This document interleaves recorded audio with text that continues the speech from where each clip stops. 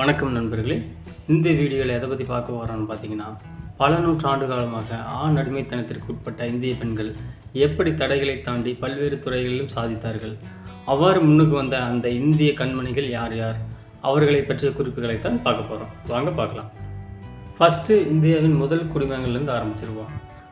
இந்தியாவின் முதல் பெண் குடியரசுத் தலைவர், அதாவது ஜனாதிபதி யாருன்னு பார்த்தோம்னா பிரதிபா பாட்டீல். இவர் 2007 2012 வரை இந்தியாவின் 12வது குடியரசுத் தலைவராக இருந்திருக்கிறார். அடுத்தது இந்தியாவின் முதல் பெண் பிரதமர் யாருன்னு பார்த்தோம்னா இந்திரா காந்தி. இவர் 1966ஆம் ஆண்டு பிரதமராக பதவியேற்றார். இந்தியாவின் முதல் பிரதமரான ஜவஹர்லால் நேருவின் மகளான இவர் பிரதமர் லால் பகதூர் சாஸ்திரியின் மறைவுக்கு பின் 1966ஆம் ஆண்டு இந்தியாவின் முதல் பெண் பிரதமராக பதவியேற்றார். அடுத்தது இந்தியாவின் முதல் பெண் உச்சநீதிமன்ற நீதிபதி யாருன்னு பார்த்தோம்னா பாத்திமா பீவி. இவர் 1989 முதல் 1992ஆம் ஆண்டு வரை உச்சநீதிமன்ற முதல் பெண் நீதிபதியாக பணியாற்றியுள்ளார். அடுத்தது இந்தியாவின் முதல் பெண் உயர்நீதிமன்ற தலைமை நீதிபதி யாருன்னு பார்த்தோம்னா லீலா சேத். இவர் 1991 ஹிமாச்சல பிரதேசத்தின் உயர்நீதிமன்றத்தின் தலைமை நீதிபதியாக நியமிக்கப்பட்டார். அடுத்தது இந்தியாவின் முதல் பெண் நீதிபதி மற்றும் இந்தியாவில் ஓர் உயர்நீதிமன்றத்தின் முதல் பெண் நீதிபதி யாருன்னு பார்த்தோம்னா அண்ணா சாண்டி. அதாவது இந்தியாவின் முதல் பெண் நீதிபதி, அதாவது அது மாவட்ட நீதிமன்றமாக இருக்கலாம் அல்லது ஒரு உயர் நீதிமன்றமாக இருக்கலாம். அந்த நீதிமன்றத்தின் முதல் பெண் நீதிபதி யாருன்னு பார்த்தோம்னா அண்ணா சாண்டி. அதாவது இந்தியாவின் ஒரு உயர் நீதிமன்றத்தின் முதல் பெண் தலைமை நீதிபதி தான் லீலா சேத். ஆனால் முதல் பெண் உயர் நீதிமன்றத்தின் நீதிபதி யாருன்னு பார்த்தோம்னா அண்ணா சாண்டி. இந்த அண்ணா சாண்டி 1937ஆம் ஆண்டு திருவாங்கூர் சமஸ்தானத்தின், அதாவது தற்போதைய கேரளா, அந்த சமஸ்தானத்தின் மாவட்ட நீதிபதியாக நியமிக்கப்பட்டார். இவர் நீதிபதியாக நியமிக்கப்பட்ட முதல் இந்திய பெண்மணி ஆவார். அடுத்தது இவர் 1959ஆம் ஆண்டு கேரள உயர்நீதிமன்றத்தின் முதல் பெண் நீதிபதியாகவும் நியமிக்கப்பட்டார். அதாவது இந்தியாவின் முதல் பெண் நீதிபதியும் இவர்தான், இந்தியாவின் முதல் பெண் உயர்நீதிமன்ற நீதிபதியும் இவர்தான். அதே போல கேரளா உயர்நீதிமன்றத்தின் முதல் பெண் நீதிபதியும் இவர்தான். ஆறாவது இந்தியாவின் முதல் பெண் மத்திய அமைச்சர், அதாவது சுதந்திரத்திற்கு பிறகு, அவர் யாருன்னு பார்த்தோம்னா ராஜ்குமாரி அம்ரித்கார். இவர் 1947ஆம் ஆண்டு நேருவின் முதல் அமைச்சரவையில் சுகாதாரத்துறை அமைச்சராக, இவர் கேபினெட் அமைச்சராக பணியாற்றியுள்ளார். ஏழாவது இந்தியாவின் முதல் பெண் முதலமைச்சர் யாருன்னு பார்த்தோம்னா சுசேதா கிருபாலினி. இவர் 1963 1967 வரை உத்தரப்பிரதேசத்தின் முதல்வராக செயலாற்றியுள்ளார். எட்டாவது இந்தியாவின் முதல் பெண் பட்டியல் வகுப்பு முதலமைச்சர் யாருன்னு பார்த்தோம்னா மாயாவதி. இவர் 1995ஆம் ஆண்டு உத்தரப்பிரதேசத்தின் பட்டியலின முதல்வராக பொறுப்பேற்றார். அதாவது பகுஜன் சமாஜ் கட்சியைச் சேர்ந்த இவர் 4 முறை உத்தரப்பிரதேசத்தின் முதல்வராக பதவி வகித்துள்ளார். 19ஆம் நூற்றாண்டு வரை மிகவும் ஒடுக்கப்பட்டிருந்த பட்டியலின மக்களிலிருந்து ஒரு பெண் முதலமைச்சராக வருகிறார் என்றால் அது மிகவும் பாராட்டுக்குரியது என்று நாம் சொல்ல வேண்டும். அடுத்தது இந்தியாவின் முதல் பெண் வெளியுறவு அமைச்சர் யாருன்னு பார்த்தோம்னா சுஷ்மா ஸ்வராஜ். இவர் 2014 முதல் 2019 வரையிலான 16வது மக்களவையின் வெளியுறவு அமைச்சராக பணியாற்றியுள்ளார். அடுத்தது இந்தியாவின் முதல் பெண் முழுநேர மத்திய நிதியமைச்சர் யாருன்னு பார்த்தோம்னா நிர்மலா சீதாராமன். இவர் 2019ஆம் ஆண்டு முதல் 17வது மக்களவையின் நிதியமைச்சராக செயல்பட்டு வருகிறார். அதாவது தற்போது இவர்தான் நிதியமைச்சர். அடுத்தது இந்தியாவின் முதல் பெண் மத்திய நிதியமைச்சர் யாருன்னு பார்த்தோம்னா இந்திரா காந்தி. அதாவது முழு நேர நிதியமைச்சர் தான் நிர்மலா சீதாராமன். ஆனால் முதல் பெண் நிதியமைச்சர் யாருன்னு பார்த்தோம்னா இந்திரா காந்தி. இவர் பிரதமராகவும் இருந்து கொண்டு நிதித்துறையை தன்னிடம் வைத்திருந்தார். அடுத்தது இந்தியாவின் நாடாளுமன்றத்தின் முதல் பெண் எதிர்க்கட்சி தலைவர் யாருன்னு பார்த்தோம்னா சோனியா காந்தி அம்மையார். இவர் 1999 முதல் 2004ஆம் ஆண்டு வரை 13வது மக்களவையின் எதிர்க்கட்சி தலைவராக செயல்பட்டுள்ளார். நண்பர்களே, முதல் பெண் பிரதமராக இந்திரா காந்தி இருந்திருந்தாலும் அவர் எதிர்க்கட்சி தலைவராக செயல்படவில்லை. அவருக்கு பதிலாக கட்சியின் மூத்த தலைவர்களில் ஆண் ஒருவர் தான் எதிர்க்கட்சி தலைவராக செயல்பட்டுள்ளார். அதனால் முதல் பெண் எதிர்க்கட்சி தலைவர் யாருன்னு பார்த்தோம்னா சோனியா காந்தி அம்மையார். அடுத்தது லோக்சபாவின் முதல் பெண் சபாநாயகர், அதாவது நாடாளுமன்றத்தின் மக்களவையின் முதல் பெண் சபாநாயகர் யாருன்னு பார்த்தோம்னா மீரா குமார். இவர் 2009 முதல் 2014ஆம் ஆண்டு வரையிலான 15வது மக்களவையின் சபாநாயகராக, அதாவது அவைத்தலைவராக செயல்பட்டுள்ளார். அடுத்தது முதல் ராஜ்யசபா பெண் உறுப்பினராக நியமிக்கப்பட்டவர், அதாவது நாடாளுமன்றத்தின் மாநிலங்களவையின் முதல் பெண் உறுப்பினராக நியமிக்கப்பட்டவர் யாருன்னு பார்த்தோம்னா ருக்மணி தேவி அருண்டேல். இவர் முதலில் 1952ஆம் ஆண்டு நாடாளுமன்றத்தின் மாநிலங்களவைக்கு நியமிக்கப்பட்டார். இவர் வந்து சிறந்த நடன மற்றும் பரதநாட்டிய கலைஞர். இவர் வந்து மிகவும் புகழ்பெற்ற கலாசக்திரா என்னும் நடனப் பள்ளியை நிறுவியவர் ஆவார். அடுத்தது ஐநா சபையின் முதல் பெண் தலைவர், அதாவது இந்தியாவிலிருந்து சென்ற ஐநா சபையின் முதல் பெண் தலைவர் யாருன்னு பார்த்தோம்னா விஜயலட்சுமி பண்டிட். இவர் வந்து 1953லிருந்து 54ஆம் ஆண்டு அந்த ஆண்டுகளில் வந்து ஐநா சபையின் தலைவர் மற்றும் பொதுச் செயலாளராக பதவி வகித்துள்ளார். இவர் வந்து நம்முடைய இந்தியாவின் முதல் பிரதமரான ஜவஹர்லால் நேருவின் சகோதரி ஆவார். அடுத்தது இந்தியாவின் முதல் பெண் ஆசிரியர் யாருன்னு பார்த்தோம்னா சாவித்ரிபாய் பூலே. இவர் வந்து 1848ஆம் ஆண்டு பூனாவில் இந்தியாவின் முதல் பெண்கள் பள்ளியை நிறுவியவர். அதாவது இவர் தான் வந்து இந்தியாவில் முதல் பெண்கள் பள்ளியை நிறுவினார். இவர் வந்து அந்த பள்ளிக்கு தலைமை ஆசிரியராகவும் செயல்பட்டுள்ளார். இவரது கணவர் வந்து புகழ்பெற்ற சமூக சீர்திருத்தவாதி ஜோதிராவ் பூலே ஆவார். அதாவது ஒடுக்கப்பட்ட மக்களுக்காக பாடுபட்ட முன்னோடி சமூக சீர்திருத்தவாதிகளில் ஜோதிராவ் பூலேவும் ஒருவர். அவர்களில் சாவித்ரிபாய் பூலேவும் இணைந்து பணியாற்றியுள்ளார். அடுத்தது இந்திய தேசிய காங்கிரஸின் முதல் பெண் தலைவர் யாருன்னு பார்த்தோம்னா அன்னி பெசன்ட் அம்மையார். அன்னி பெசன்ட் அம்மையார் இந்தியராக பார்த்தோமானால் அவர் இந்தியர் அல்ல. ஆனால் இந்திய மக்களுக்காகவும் இந்திய விடுதலைக்காகவும் பாடுபட்ட இந்தியராகவே மதிக்கப்பட்ட ஒரு அயர்லாந்து நாட்டினை சேர்ந்தவர் ஆவார். இவர் வந்து 1917ஆம் ஆண்டு கொல்கத்தா காங்கிரஸ் மாநாட்டில் வந்து இந்திய தேசிய காங்கிரஸின் முதல் பெண் தலைவராக தேர்ந்தெடுக்கப்பட்டார். அடுத்தது இந்திய தேசிய காங்கிரஸின் முதல் இந்திய பெண் தலைவர் யாருன்னு பார்த்தோம்னா, அதாவது இந்தியாவில் பிறந்த இந்திய பெண் தலைவர் யாருன்னு பார்த்தோம்னா சரோஜினி நாயுடு. இவர் வந்து 1925ஆம் ஆண்டு கான்பூர் காங்கிரஸ் மாநாட்டிற்கு ஓராண்டிற்கு தலைவராக தேர்ந்தெடுக்கப்பட்டுள்ளார். அடுத்தது சிவில் சர்வீஸ் தேர்வில் வென்ற முதல் பெண் யாருன்னு பார்த்தோம்னா சோனிரா பில்லையப்பா முத்தம்மா. இவர் வந்து 1924ஆம் ஆண்டு கர்நாடகாவில் பிறக்கிறார். இவர் வந்து 1949ஆம் ஆண்டு சிவில் சர்வீஸ் தேர்வில் வெற்றி பெற்று இந்தியாவில் சிவில் சர்வீஸ் தேர்வில் வெற்றி பெற்ற முதல் பெண் ஆகிறார். இவர் வந்து முதல் பெண் வெளியுறவு அதிகாரியாகவும் இருந்துள்ளார். அதாவது IFS அதிகாரி. பாரிஸில் உள்ள இந்திய தூதரகத்திற்கு அதிகாரியாக நியமிக்கப்பட்டுள்ளார். அடுத்தது வந்து இந்தியாவுக்கான முதல் பெண் வெளிநாட்டு தூதரும் இவர்தான். அதாவது இவர் வந்து இந்தியாவில் வந்து 3 முக்கிய நிகழ்வுகளுக்கு சொந்தக்காரராக இருக்கிறார். அதாவது சிவில் சர்வீஸ் தேர்வில் வெற்றி பெற்ற முதல் பெண்ணும், முதல் பெண் வெளியுறவு அதிகாரியும், இந்தியாவுக்கான முதல் பெண் வெளிநாட்டு தூதருமாக இருந்திருக்கிறார். இவர் வந்து இந்தியாவின் முதல் பெண் வெளிநாட்டு தூதராக ஹங்கேரி நாட்டுக்கு 1970ஆம் ஆண்டு நியமிக்கப்பட்டார். அடுத்தது இந்தியாவின் முதல் பெண் IAS அதிகாரி யாருன்னு பார்த்தோம்னா அன்னா ராஜு மல்ஹோத்ரா. இவர் வந்து கேரளாவில் 1927ஆம் ஆண்டு பிறக்கிறார். இவர் வந்து கடந்த 2018ஆம் ஆண்டு இயற்கை எய்துள்ளார். இவர் வந்து கடந்த 1959ஆம் ஆண்டு இந்திய ஆட்சி பணியில், அதாவது IAS பணியில் சேர்ந்துள்ளார்.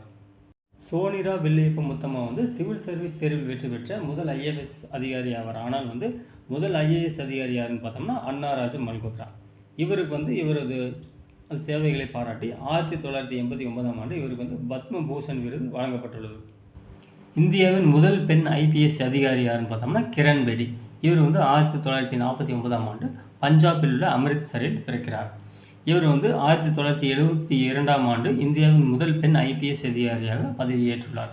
அதாவது இந்தியாவின் முதல் பெண் IAS அதிகாரி ஆகி அன்னா ராஜு மல்ஹோத்ரா 1952இல் ஆகிறார். அதற்கு அடுத்து 20 ஆண்டுகள் கழித்து தான் முதல் பெண் IPS அதிகாரியாக இவர் வந்து பதவியேற்றுள்ளார். கிரண் பேடி வந்து கடந்த 2016ஆம் ஆண்டு முதல் 2021ஆம் ஆண்டு வரை புதுச்சேரியின் துணைநிலை ஆளுநராக இருந்துள்ளார் என்பது குறிப்பிடத்தக்கது. அடுத்தது இந்தியாவின் முதல் பெண் காவல்துறை இயக்குனர் DGP யாருன்னு பார்த்தோம்னா கஞ்சன் சௌத்ரி பட்டாச்சார்யா. இவர் வந்து சிம்லாவில் 1947ஆம் ஆண்டு பிறக்கிறார். இவர் வந்து கிரண் பேடிக்கு அடுத்தது, அதாவது 1973ஆம் ஆண்டு IPS பணியில் சேர்க்கிறார். 2004ஆம் ஆண்டு உத்தரகாண்ட் மாநிலத்தின் DGPயாக பதவியேற்று 2007ஆம் ஆண்டு ஓய்வு பெற்றார். இந்தியாவின் முதல் பெண் மருத்துவர் யாருன்னு பார்த்தோம்னா ஆனந்திபாய் ஜோஷி. இவர் வந்து 1865ஆம் ஆண்டு புனேவில், அதாவது தற்போதுள்ள மகாராஷ்டிராவில் பிறக்கிறார். 9 வயதில் வந்து திருமணம் செய்து வைக்கிறார்கள். இவரது கணவர் வந்து கோபால் ஜோஷி. இவருக்கு வந்து 14 வயதாக இருக்கும்போது குழந்தை பிறந்து இறந்து விடுகிறது. மருத்துவம் படிக்க ஆசைப்பட்ட இவர் பல்வேறு தடைகளால் முடங்கி கிடக்காமல் தனது கணவரின் நோக்கத்தில் 1986ஆம் ஆண்டு அமெரிக்காவுக்கு சென்று ஆங்கில மருத்துவத்தில் பட்டம் பெறுகிறார். அதாவது அலோபதி மருத்துவத்தில் பட்டம் பெறுகிறார். இந்தியா திரும்பிய இவர் 1887ஆம் ஆண்டு காச நோயால் வெறும் 22 வயதில் மறைந்தார். அடுத்து இந்தியாவின் முதல் பெண் வழக்கறிஞர் யாருன்னு பார்த்தோம்னா கர்னெலியா சொராப்ஜி. இவர் வந்து 1866இல் நாசிக்கில் பிறந்து 1954இல் லண்டனில் மறைகிறார். இவர் வழக்கறிஞரான காலகட்டத்தில் பெண்ணுக்கு வழக்கறிஞர் மதிப்பு தர அன்றைய இந்திய சமுதாயம் மறுத்துவிட்டது. பாருங்கள் எந்த அளவுக்கு அன்றைய சமுதாயம் வந்து ஆணாதிக்கத்தில் இருக்குதுன்னு இந்த ஒரு எடுத்துக்காட்டு வச்சு தெரிஞ்சுக்கலாம். இவர் வந்து பாம்பே பல்கலைக்கழகத்தின் முதல் பெண் பட்டதாரி மற்றும் ஆக்ஸ்போர்ட் பல்கலைக்கழகத்தில் சட்டம் பயின்ற முதல் பெண்மணியும் இவர்தான்.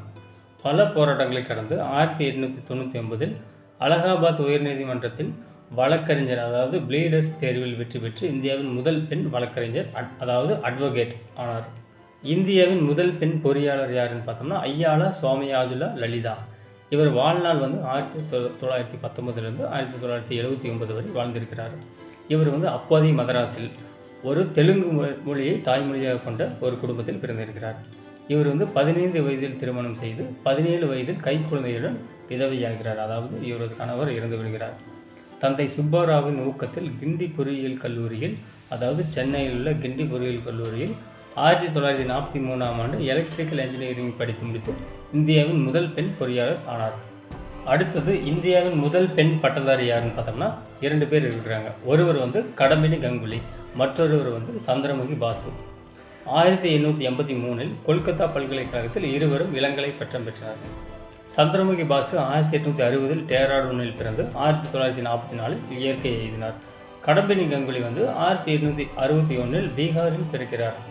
கல்கத்தா மருத்துவக் கல்லூரியில் 1886 ஆங்கில மருத்துவம் படித்து முடிக்கிறார். இதே ஆண்டில் தான் ஆனந்திபாய் ஜோஷி அமெரிக்காவில் மருத்துவம் முடித்தார். இருவரும் இந்தியாவின் முதல் பெண் மருத்துவர்கள் ஆவார்.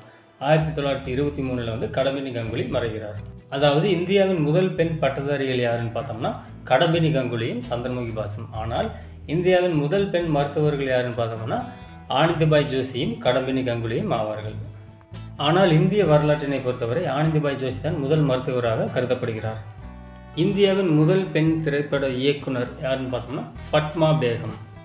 இவருடைய வாழ்க்கை காலம் வந்து 1892 முதல் 1983 வரை. இவர் வந்து நடிகர், இயக்குனர், தயாரிப்பாளர், திரைக்கதை ஆசிரியர் என பல்வேறு திறமைகளை கொண்டிருக்கிறார். இவர் வந்து 1926 புல்புல் இ பரிஸ்டன் என்ற திரைப்படத்தை முதலாக இயக்கி இந்தியாவின் திரைப்பட இயக்குநர்களில் முதல் பெண் திரைப்பட இயக்குனர் ஆகிறார். அடுத்தது இந்தியாவில் ஏவுகணை திட்டத்திற்கு தலைமை வகித்த முதல் பெண் இயக்குனர் யாருன்னு பார்த்தோம்னா டெஸ்ஸி தாமஸ். இவர் வந்து இந்தியாவின் ஏவுகணை பெண்மணி என்று அழைக்கப்படுகிறார். அதாவது இந்தியாவின் ஏவுகணை மனிதர் யாருன்னு பார்த்தோம்னா மேதக முன்னாள் குடியரசுத் தலைவர் அப்துல் கலாம். இந்தியாவின் ஏவுகணை பெண்மணி வந்து இவர். 1963 கேரளாவில் பிறந்த இவர் 1988 ஆண்டு DRDOவில் பணியில் சேர்ந்தார். அதாவது பாதுகாப்பு ஆராய்ச்சி மற்றும் மேம்பாட்டுத் துறையில். இவர் வந்து அக்னி 3 ஏவுகணை திட்டத்திற்கு இணை இயக்குநராக பணியாற்றினார். இவர் வந்து முதல் பெண் தலைமை இயக்குநராக எந்த திட்டத்திற்கு பணியாற்றினார் என்று பார்த்தோமானால் அக்னி 4 திட்டத்திற்கு முதல் பெண் இயக்குநராக இவர் வந்து நியமிக்கப்படுகிறார். பின்னர் அக்னி 5 திட்டத்திற்கும் இவரே வந்து திட்ட இயக்குநராக நியமிக்கப்பட்டார். இந்தியாவின் முதல் பெண் இராணுவ வீராங்கனை யாருன்னு பார்த்தோம்னா பிரியா ஜிங்கன்.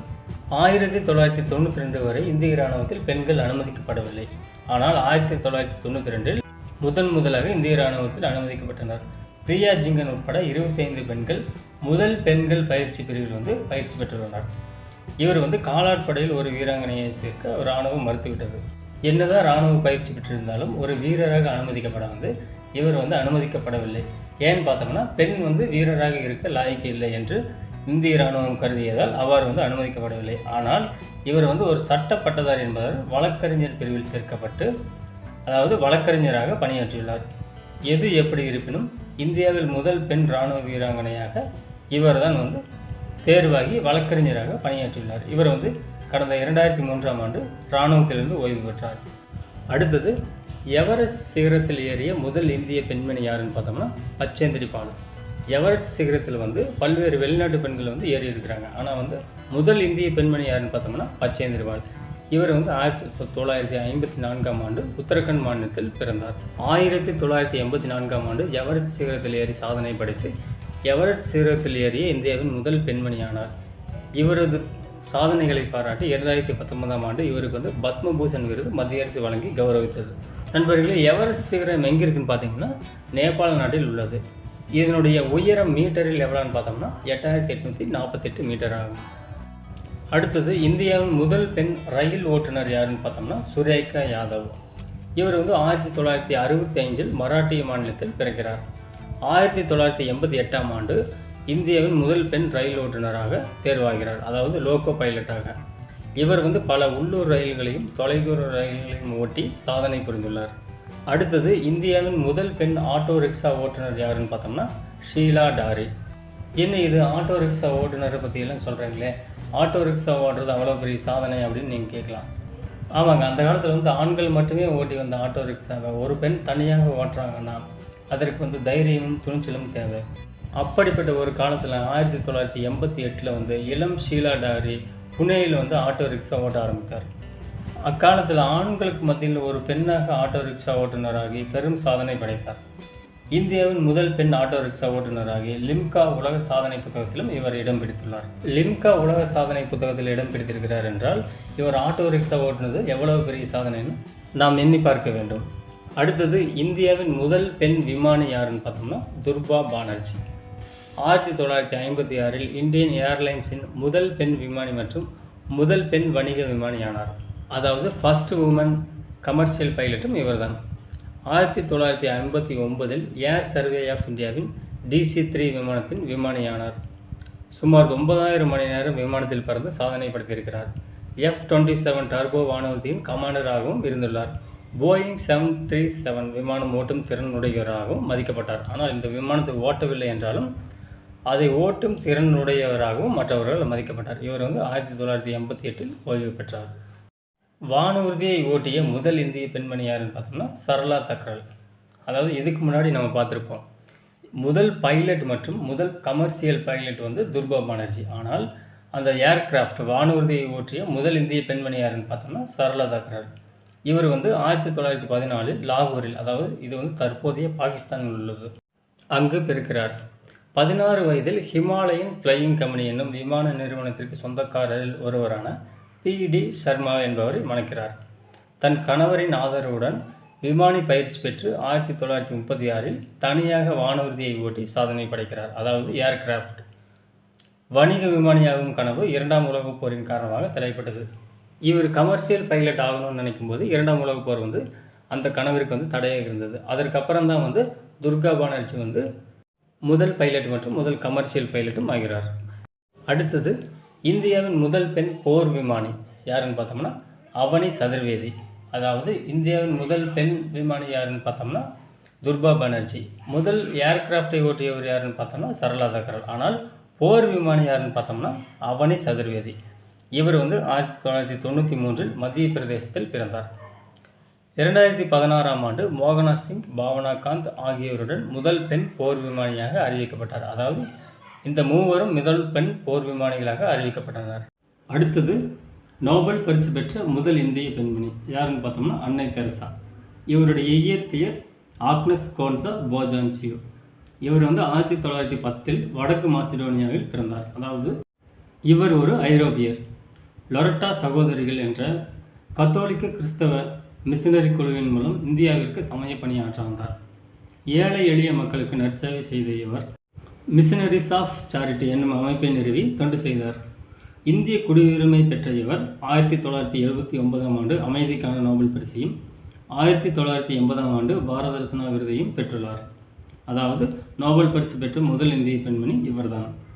அடுத்தது ஆஸ்கர் விருது பெற்ற முதல் இந்திய பெண்மணி யாருன்னு பார்த்தோம்னா பானு அதய்யா. பானு அதய்யா 1929 மராட்டிய மாநிலத்தில் பிறந்தார். சிறந்த ஆடை வடிவமைப்பாளரான இவர் 1983ஆம் ஆண்டு காந்தி திரைப்படத்திற்காக, அதாவது மகாத்மா காந்தியின் வாழ்க்கை வரலாற்றை மையமாக கொண்ட எடுக்கப்பட்ட திரைப்படத்திற்காக சிறந்த ஆடை வடிவமைப்பிற்கான ஆஸ்கர் விருதினை பெற்றார். ஆஸ்கர் விருது பெற்ற முதல் இந்தியரும் இவர்தான். அதே மாதிரி ஆஸ்கர் விருது பெற்ற முதல் இந்திய பெண்மணியும் இவராகவே உள்ளார். இவர் வந்து 2020ஆம் ஆண்டு இயற்கை எழுதினார். அடுத்தது புக்கர் பரிசு பெற்ற முதல் இந்திய பெண்மணி யாருன்னு பார்த்தோம்னா அருந்ததி ராய். புக்கர் பரிசு வந்து ஆங்கில படைப்புகளுக்காக சர்வதேச அளவில் வழங்கப்படும் ஒரு முக்கியமான விருதாகும். அருந்ததி ராய் 1961ஆம் ஆண்டு வடகிழக்கு மாநிலமான மேகாலயாவில் பிறந்தார். இவர் வந்து 1997ஆம் ஆண்டு த காட் ஆஃப் ஸ்மால் திங்ஸ் என்னும் நாவலுக்காக புக்கர் பரிசினை வென்ற முதல் இந்தியரானார். அதே மாதிரி முதல் இந்திய பெண்மணியும் இவர்தான். ராய் வந்து எழுத்தாளராக மட்டுமில்லாமல் அரசியல் விமர்சகராகவும் அணு ஆயுத எதிர்ப்பாளராகவும் குரல் கொடுத்து வருகிறார். அடுத்தது வந்து ஞானபீட விருது பெற்ற முதல் இந்திய பெண்மணி யாருன்னு பார்த்தோம்னா ஆஷா பூர்ணாதேவி. இவர் வந்து 1909 கொல்கத்தாவில் பிறக்கிறார். இவர் ஒரு வங்காள எழுத்தாளர். இவர் 242 நாவல்களையும் சுமார் 3000 சிறுகதைகளையும் 62 குழந்தைகளுக்கான படைப்புகளையும் எழுதியுள்ளார். 1976ஆம் ஆண்டு முதல் சத்தியம் என்னும் வங்க நாவலுக்காக ஞானபீட விருது பெற்ற முதல் இந்திய பெண்மணி ஆனார். அடுத்தது அசோக சக்கர விருது பெற்ற முதல் இந்திய பெண்மணி யாருன்னு பார்த்தோம்னா நிர்ஜா பனோட். இவர் இந்திய மக்கள் பெரும்பாலானோர் அறியப்படாத ஒரு நிஜ ஹீரோவாக இருக்கிறார்.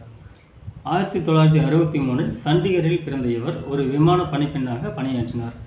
1986ஆம் ஆண்டு கராச்சியில் தீவிரவாதிகளால் கடத்தப்பட்ட பேன் AM 73 விமானத்திலிருந்து பயணிகளை காப்பாற்றிய பொழுது தீவிரவாதிகள் சூடப்பட்டு நிர்ஜா உயிரிழந்தார். இவரின் வீரதீர செயலை பாராட்டி 2004ஆம் ஆண்டு இவருக்கு நடுவண் அரசு அசோக சக்கர விருது வழங்கி கௌரவித்தது. வெறும் 22 ஆண்டுகளே வாழ்ந்த நிர்ஜா பனோட் தன்னுடைய தன்னலமற்ற சேவைக்காக இந்தியாவின் வீர பெண்மணியாக திகழ்கிறார். அவருக்கு என்னுடைய சல்யூட். சட்டமன்ற தேர்தலில் போட்டியிட்ட முதல் இந்திய பெண்மணி யாருன்னு பார்த்தோம்னா கமலாதேவி சட்டோபாத்யாய். சட்டமன்ற மற்றும் நாடாளுமன்ற தேர்தல்களில் வெறும் ஆண்கள் மட்டுமே போட்டியிட வேண்டும் என்னும் பிம்பத்தை உடைத்து முதலில் சட்டமன்ற தேர்தலில் போட்டியிட்ட முதல் பெண்மணி இவர்தான். கமலா 1903ஆம் ஆண்டு தற்போதைய கர்நாடகாவில் உள்ள மங்களூருவில் பிறந்தார். இந்திய விடுதலை இயக்கத்தில் ஈடுபட்ட இவர் டெல்லியில் மகளிர் கல்லூரி ஒன்றை நிறுவியுள்ளார். எழுத்தாளர், நடிகர், இசை, நடனம், சமூக சேவகி, அரசியல் ஈடுபாட்டாளர் என பன்முக திறமையை கொண்டிருந்திருக்கிறார். யுனெஸ்கோ விருது 1977ஆம் ஆண்டும், பத்ம விபூஷன் விருது 1987ஆம் ஆண்டும், ரமோன் மக்சேசே விருது 1966ஆம் ஆண்டும் இவர் பெற்றுள்ளார். இவர் எந்த ஆண்டு சட்டமன்ற தேர்தலில் போட்டியிட்டார் என்று பார்த்தோமானால் மதராஸ் மாகாண சட்டமன்ற தேர்தலில் 1926ஆம் ஆண்டு போட்டியிட்டிருக்கிறார். ஆனால் 55 வாக்குகள் வித்தியாசத்தில் இவர் சட்டமன்றத்திற்கு செல்லும் வாய்ப்பை இழந்திருக்கிறார். அடுத்தது சாகித்ய அகாடமி விருது பெற்ற முதல் இந்திய பெண்மணி யாருன்னு பார்த்தோம்னா அம்ரிதா பிரீத்தம். இவர் 1919ஆம் ஆண்டு பஞ்சாபில் பிறந்தவர். பஞ்சாபி மற்றும் இந்தி மொழி எழுத்தாளரான இவர் கவிஞர், எழுத்தாளர் மற்றும் நாவலாசிரியர் எனும் பல்வேறு முகங்களை கொண்டவர். இந்திய பிரிவினை, கனவு, சுய வரலாறு உள்ளிட்ட தலைப்புகளில் எழுதியுள்ளார். 1956ஆம் ஆண்டு சுனேஹே என்னும் கவிதை நூலுக்காக இவர் சாகித்ய அகாடமி விருது பெற்றிருக்கிறார். அடுத்தது தாதா சாஹிப் பால்கே விருது பெற்ற முதல் இந்திய பெண்மணி யாருன்னு பார்த்தோம்னா தேவிகா ராணி. தேவிகா ராணி 1908ஆம் ஆண்டு விசாகப்பட்டினத்தில் பிறந்தவர். இந்திய சினிமாவின் தொடக்க கால நடிகைகளில் ஒருவர். தனது கணவருடன் பம்பாய் டாக்கீஸ் என்னும் திரைப்பட தயாரிப்பு நிறுவனத்தை தொடங்கினார். இவரது கலை சேவைக்காக 1969இல் தாதா சாஹிப் பால்கே விருது பெற்ற முதல் இந்திய கலைஞரானார். அதாவது தாதா சாஹிப் விருது பெற்ற முதல் இந்தியரும் முதல் இந்திய பெண்மணியும் இவர்தான். சிறந்த நடிகைக்கான தேசிய விருது பெற்ற முதல் நடிகை யாருன்னு பார்த்தோம்னா நர்கிஸ் தத். இவருடைய வாழ்நாள் காலம் 1929 முதல் 1981 வரை. இவர் மேற்கு வங்கத்தில் பிறந்தவர். இவர் ஆஸ்கார் விருதுக்கு பரிந்துரைக்கப்பட்ட முதல் இந்திய திரைப்படமான மதர் இந்தியா என்னும் திரைப்படத்தில் நடித்தவர். 1968ஆம் ஆண்டு ராத் ஆர் தின் படத்திற்காக தேசிய விருது பெற்றார். அதாவது தேசிய விருது பெற்ற முதல் நடிகையான நடுவண் அரசு தேசிய ஒருமைப்பாட்டிற்கான திரைப்பட விருதினை நர்கிஸ் விருது என்னும் பெயரில் தற்போது வழங்கி வருகிறது. அடுத்தது அர்ஜுனா விருது பெற்ற முதல் இந்திய பெண்மணி யாருன்னு பார்த்தோம்னா ஸ்டெப்பி டி சவுசா. அர்ஜுனா விருது என்பது இந்திய விளையாட்டு வீரர்களுக்கு வழங்கப்படும் ஒரு விருதாகும். ஸ்டெப்பி டி சவுசா 1936ஆம் ஆண்டு கோவாவில் பிறந்தவர். ஓட்டப்பந்தய வீரரான இவர் 1954 மணிலா ஆசிய விளையாட்டுப் போட்டியில் 400 மீட்டர் ஓட்டப்பந்தயத்தில் தங்கம் வென்றார். 100 மீட்டர், 200 மீட்டர், 400 மீட்டர் ஓட்டத்தில் தேசிய சாதனைகளையும் புரிந்துள்ளார். இவரது சாதனைகளுக்காக 1963ஆம் ஆண்டு அர்ஜுனா விருது இவருக்கு வழங்கப்பட்டது. அடுத்தது ராஜீவ்காந்தி கேல் ரத்ன விருது பெற்ற முதல் பெண்மணி யாருன்னு பார்த்தோம்னா கர்ணம் மல்லேஸ்வரி. 1975ஆம் ஆண்டு ஆந்திராவில் பிறந்த மல்லேஸ்வரி ஒரு பளுதூக்கும் வீராங்கனை ஆவார். இவர் உலக சாம்பியன்ஷிப் போட்டிகளில் தங்கம் மற்றும் வெண்கலமும், ஆசிய போட்டிகளில் வெள்ளியும் வென்றுள்ளார். இவரது சாதனைகளுக்காக 1994-95ஆம் ஆண்டில் ராஜீவ்காந்தி கேல் ரத்ன விருது வழங்கப்பட்டது. 2000ஆம் ஆண்டு சிட்னியில் நடைபெற்ற ஒலிம்பிக்கில் பதக்கம் வென்ற ஒரே இந்தியர் இவர்தான். அதாவது இவர் பளுதூக்குதலில் வெண்கல பதக்கத்தை வென்றுள்ளார். எக்ஸ்ட்ரா பாயிண்ட் என்னன்னா தனிநபர் பிரிவில் ஒலிம்பிக்கில் பதக்கம் வென்ற முதல் இந்திய பெண்மணி இவர்தான். அடுத்தது 20 வயதிற்குட்பட்டோருக்கான உலக தடகள சாம்பியன்ஷிப் போட்டியில் தங்கம் வென்ற முதல் இந்திய பெண்மணி யாருன்னு பார்த்தோம்னா ஹிமா தாஸ். 2000ஆம் ஆண்டு அஸ்ஸாமில் பிறந்த ஹிமா தாஸ் ஓட்டப்பந்தய வீராங்கனை ஆவார். கடந்த 2018ஆம் ஆண்டு ஃபின்லாந்தில் நடைபெற்ற 20 வயதிற்குட்பட்டோருக்கான உலக தடகள சாம்பியன்ஷிப் போட்டியில் 400 மீட்டர் ஓட்டத்தில் இவர் தங்கம் வென்றார். அதன் மூலம் உலக தடகள சாம்பியன்ஷிப் போட்டியில் தங்கம் வென்ற முதல் இந்திய வீராங்கனை ஆனார். அடுத்தது ஆசிய விளையாட்டுப் போட்டிகளில் தங்கம் வென்ற முதல் இந்திய வீராங்கனை யாருன்னு பார்த்தோம்னா கமல்ஜித் சந்து. 1948 பஞ்சாபில் பிறந்த சாந்து ஒரு தடகள வீராங்கனை ஆவார். 1970 பேங்காக் ஆசிய போட்டியில் 400 மீட்டர் ஓட்டத்தில் தங்கம் வென்றதன் மூலம் ஆசிய போட்டியில் தனிநபர் பிரிவில் தங்கம் வென்ற முதல் இந்திய வீராங்கனை ஆவார். அடுத்து இந்தியாவின் முதல் தொழில்முறை மல்யுத்த வீராங்கனை யாருன்னு பார்த்தோம்னா ஹமிதா பானு. ஹமிதா 1900 ஆண்டு அலிகரில், அதாவது தற்போதுள்ள உத்தரப்பிரதேசத்தில் மல்யுத்த பரம்பரையில் பிறந்தவர். மல்யுத்தத்தில் சிறு வயதிலிருந்து ஆர்வம் கொண்ட இவர் 1940-50களில் 300க்கும் மேற்பட்ட ஆண்களையும் பெண்களையும் தோற்கடித்திருக்கிறார். சுமார் 108 கிலோ எடையும் 5.5 அடி 2 அங்குல உயரம் கொண்ட இவர் புகழ்பெற்ற மல்யுத்த வீரரான பாபா பகல்வான் என்பவரை வெறும் 94 நொடிகளில் தோற்கடித்திருக்கிறார். அக்காலத்தில் அசைக்க முடியாத வீராங்கனையாக இருந்த இவரை பாராட்டி நினைவு கூறும் வகையில் சமீபத்தில் கூகுள் இவருக்கு டூடுல் ஒன்றை வெளியிட்டு சிறப்பித்தது. அடுத்தது ராமன் மகசேசே விருது பெற்ற முதல் இந்திய பெண்மணி யாருன்னு பார்த்தோம்னா அன்னை தெரசா. இவர் 1962 ஆண்டு இவரது சிறந்த சேவைகளை பாராட்டி பிலிப்பைன்ஸ் அரசு இவருக்கு ராமன் மகசேசே விருது வழங்கியிருக்கிறது. அடுத்தது பாரத ரத்னா விருது பெற்ற முதல் இந்திய பெண்மணி யாருன்னு பார்த்தோம்னா இந்திரா காந்தி. இவருக்கு கடந்த 1971 ஆண்டு இந்தியாவின் மிக உயரிய விருதான பாரத ரத்னா விருது வழங்கப்பட்டிருக்கிறது. ஆண்கள் மட்டுமே கோலோச்சி இந்திய சமூகத்தில் பெண்களும் தங்களால் முடியும் என்று தங்களுக்கான வாய்ப்பை பயன்படுத்தி மிகப்பெரிய சாதனை செய்து காட்டியிருக்கிறார்கள்.